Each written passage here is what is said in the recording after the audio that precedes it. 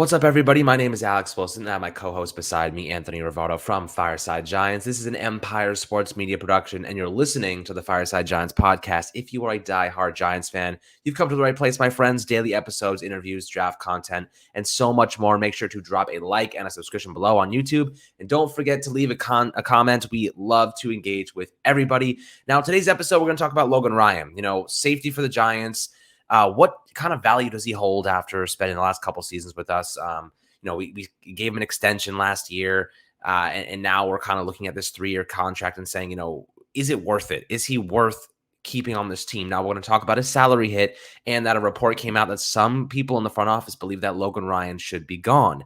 I don't know how much I agree with that unless they're going to replace him with another safety. I like Julian Love, but I think that Logan Ryan actually plays a damn good part to this team. He can play decent man coverage. He's good as a free safety. He can do different things. He can blitz off the edge. We saw him do that a couple times last year. And I think Wink Martindale could use the leadership, to be quite honest. I think that the Giants can't really afford to be giving away everybody. We're already talking about cutting Blake Martinez, James Bradbury, Kyle Rudolph, like a bunch of guys to clear up $40 million in cap space. I wrote an article about it this morning, but can we really afford to just get rid of the whole team? I don't think that's really the best mode of action here.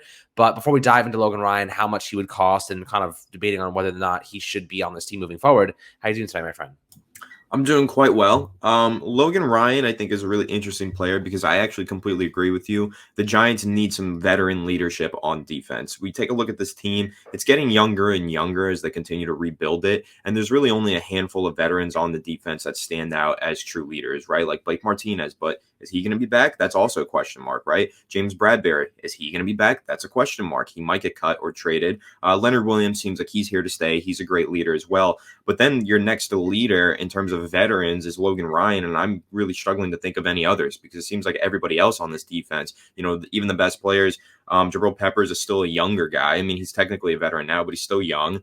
Of course, Xavier McKinney is a young player, and pretty much everyone else is just a bunch of young guys that are looking towards players like Logan Ryan for leadership. So in terms of having a leader defensively, someone that can communicate the team's message to the players, I think Logan Ryan has a lot of value in that regard, and he's also a pretty clever and smart safety to have on the back end. So I think it's going to be an interesting debate. Of course, the cap hit makes it really difficult to justify, keeping a lot of the players on the Giants roster right now. And of course, age also plays a factor, but I think I'm leaning towards saying Logan Ryan probably should have a spot on this team in the upcoming season. Yeah, I mean, and to build on top of it, looking at his money, there's essentially no way the Giants can cut him, right? Just straight off the bat, the Giants are negative 12.2 million in cap space right now.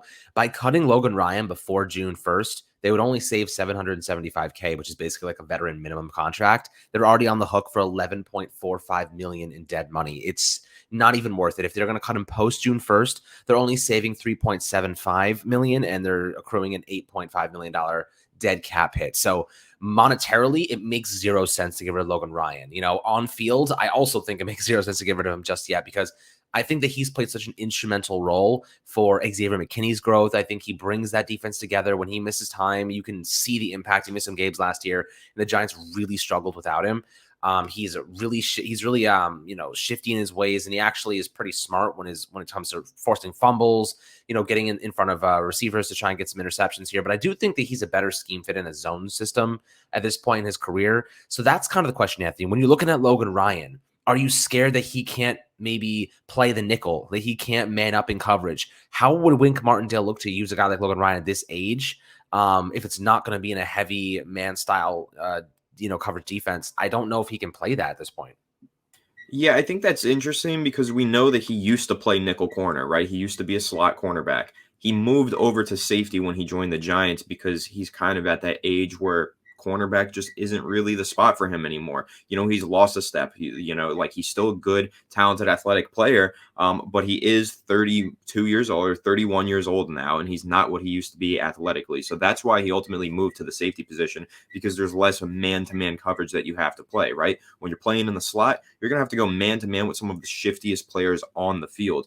But when you're playing at the back end at safety, you don't have to do that as frequently. You don't have to play all that man-to-man coverage. So I think when you take a look at what Wink Martindale likes to do defensively, though, a lot of cover one, which is a lot of man defense. I mean, basically, there's one single high safety all the time for Wink Martindale. It's rare that you see them in cover two zones. It's for the most part a cover three or a cover one.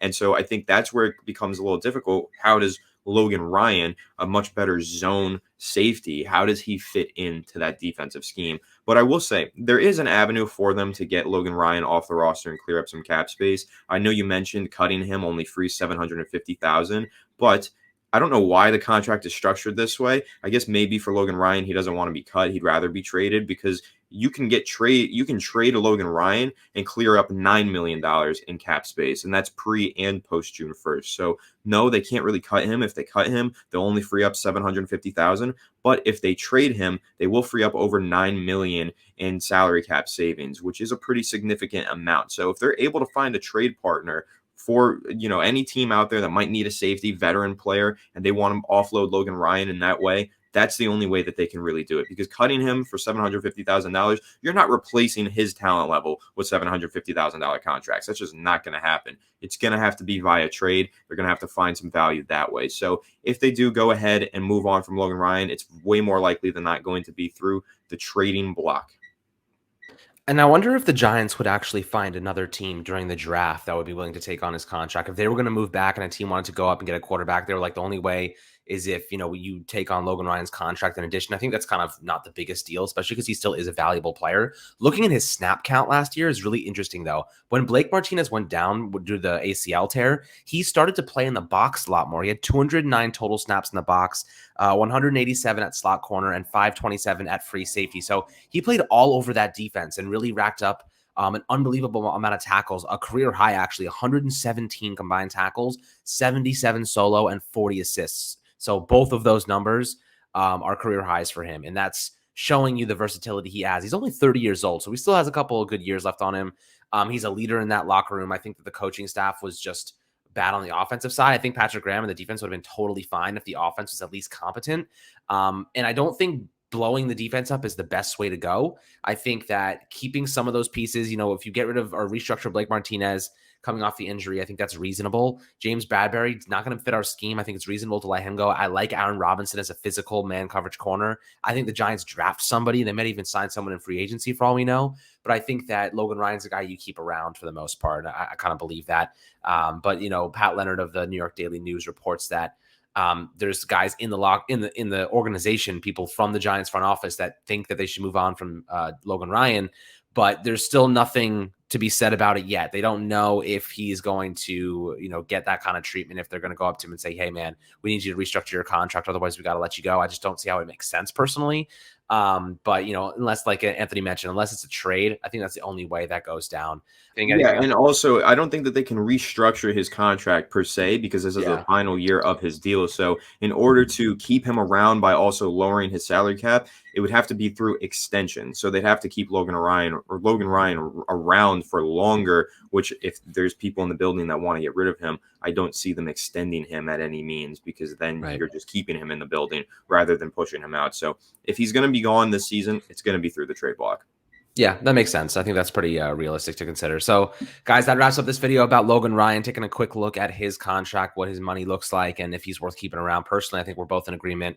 It's best to just keep him in the contract. If it was a little bit less and you could afford to take that dead cap hit, it's just too high. It doesn't make any sense logically. So whether Pat Leonard's back at it again with some of that nonsense, or maybe he's onto something this time, and the Giants really are considering trying to figure out a way to get him off the roster. But we will find out soon enough, my friends. Hope you enjoyed the video. As always, make sure to like and subscribe below, and we'll catch you guys on the next one.